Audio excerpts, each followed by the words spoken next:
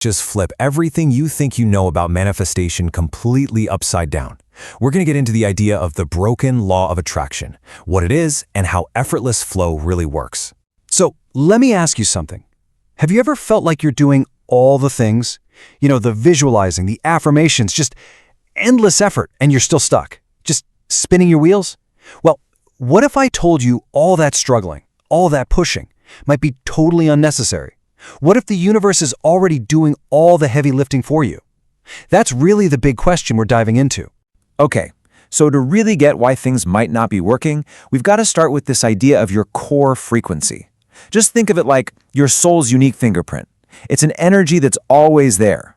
And this is key. It's not something you need to go find or build up. It's just who you already are, right this second. Right, so if that core frequency is just there, where do we get it twisted? Well, it all kicks off with a really common misunderstanding. I'm pretty sure this is going to sound familiar to a lot of you. The way the law of attraction usually gets taught is all about this active struggle. It's like you have to visualize harder, force the feeling, repeat. We're basically told to wrestle reality to the ground until it gives us what we want. Man, it can feel like a full-time job, can't it? But this is where we get to the missing piece of the puzzle. The one idea that honestly changes the entire game. And that is the law of repulsion. Okay, so look at this. This really puts it all into perspective. The old way, that's all about effort, right? Chasing, pulling, forcing things to happen. But when you bring in this other side of the coin, the law of repulsion, everything shifts. It turns into flow. It becomes about allowing and releasing. It's about getting out of your own way. It's a massive shift from doing to just being. And here's the craziest part. Repulsion isn't something you have to make happen. It's a natural law of the universe. Seriously, just like gravity is always working, this is too.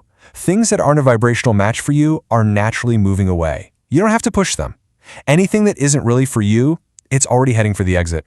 I love this analogy.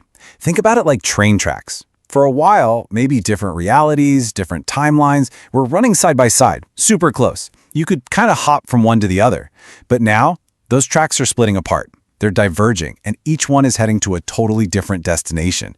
The further they go, the harder it is, pretty much impossible actually, to stay on a track that just isn't yours. Okay, and this next part is maybe the most powerful idea of all. It turns out nature is the engine here, not you. See, we get this idea in our heads that we're the ones who have to do all the pushing, right? We have to push away the job we can't stand, or that toxic friendship, or the old habits that don't serve us anymore. It feels like this constant battle.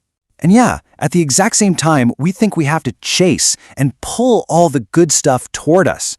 Pull in that dream, that person, that opportunity. So we're pushing with one hand and pulling with the other, and it is absolutely exhausting. But what if? What if the opposite is true? What if we've had this whole thing completely backward the entire time? Okay, this is it. This is the big reveal.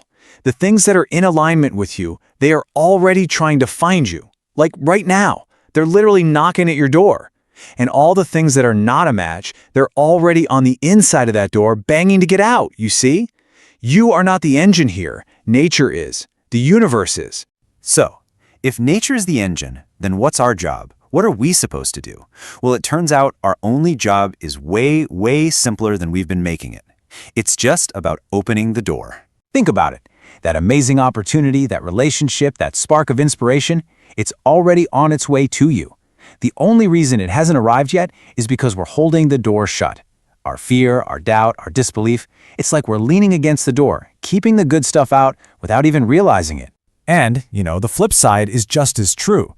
The only reason the wrong things haven't left yet, the draining situations, the dead ends, is because we're holding on to them. We're clinging to them, maybe out of habit or fear of what comes next. We are the ones refusing to let them walk out the door. So this is it. This is the real work. It's not about forcing or chasing or visualizing until your head hurts. Your entire job just boils down to two simple things. Step 1, learn to let in, and step 2, learn to let go. That's the whole game. And what all of this really is an invitation. An invitation to step out of the constant struggle and finally just get into the flow. I mean, doesn't that sound a little more simple? Seriously, After all the complicated techniques and the constant effort and the feeling like you're never doing enough, doesn't this just feel lighter? It's like taking a deep breath and finally letting it out. It's giving yourself permission to stop fighting so hard. The universe is on your side. It is. It's not working against you. It's actively sorting everything out for you.